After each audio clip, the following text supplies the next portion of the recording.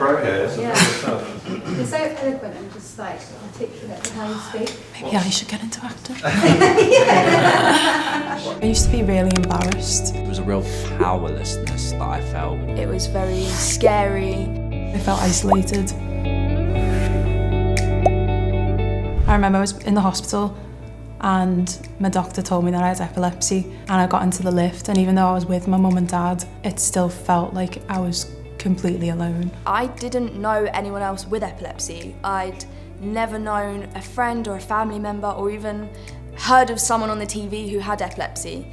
And that, as an 18-year-old, is something that's really difficult to contend with because you do feel so alone.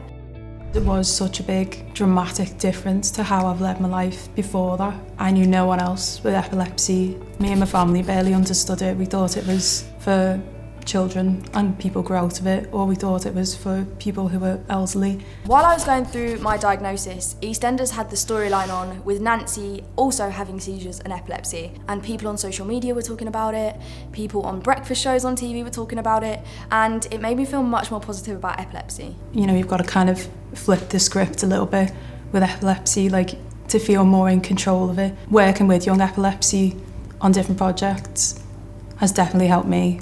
I became a young rep and I found a group of people at Young Epilepsy, and now they've supported me through and I support them through, and we're all one big family. If you can help someone else, if you can support someone else, then I think you can feel less alone. And also speaking to other young people with epilepsy as well definitely makes you feel less alone.